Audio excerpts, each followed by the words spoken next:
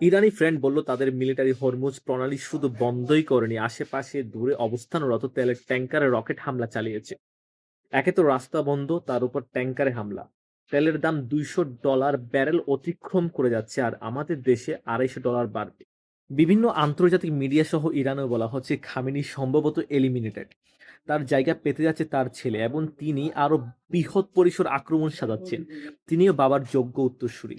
কিছু প্রভাবশালী ব্লগার বলছে তৃতীয় বিশ্বযুদ্ধ নাকি শুরু হয়ে গেছে। এখন পশ্চিমারা সৌদি আরবকে এতে টেনে আনতে প্রায় সমর্থ। যদি সৌদি থেকে আক্রমণ শুরু হয় তাহলে আরো অনেকেই জড়িয়ে যাবে। এর ঢেউ ইউরোপকেও ছাড় দিবে না। গতকাল ফুটেজে দেখলাম রাশিয়া ইউক্রেনে ফসফরাস হামলা চালিয়েছে। যদি এটা এআই না হয় তাহলে জেলেনস্কি নিশ্চিতভাবে ভয়ঙ্কর কিছু করে বসতে পারে।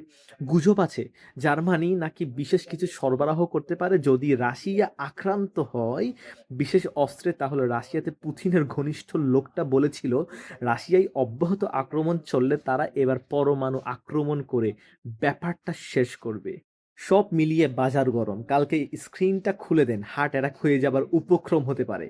আর হরমুজ দিয়ে 20% পিওর তেলের চালান সরবরাহ হয়, এটা বন্ধ ইতিমধ্যে। প্রতিটা রকেট হামলা জ্বালানির বাজারে আগুন লাগিয়ে দিবে। আরেকটা ব্যাপার, ইরান যদি সত্যি ব্যাপক হামলা করে আমেরিকা বসে থাকবে না, এবং এই যুদ্ধ দীর্ঘস্থায়ী হতে যাচ্ছে।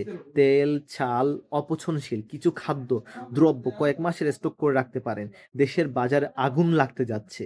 সরকারও কিন্তু বসে নাই, টাকা ছাপানোর মেশিনে তেল দিচ্ছে। বিশ্বের অবস্থা ভালো না। গত সরকার দেশের 12টা বাজিয়েছে। যারা জিনিসগুলি বুঝেন তারা জানেন দেশ চালাতে এখন টাকা ছাপানোর বিকল্প নাই। আর টাকা ছাপালেই ইনফ্লেশন বাড়বেই।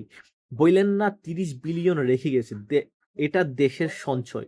সঞ্চয়ে কেউ হাত দেয় না। বিএনপি যদি টাকা না ছাপিয়ে সঞ্চয় ভেঙে দেশ চালায়, 6 মাস পর দেশ হবে দেউলিয়া।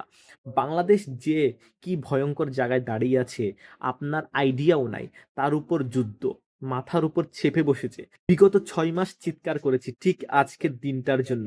যারা গোল্ড সিলভার কিনেছেন তারা দশকের সেরা সিদ্ধান্ত নিয়েছেন। ইনশাল্লাহ।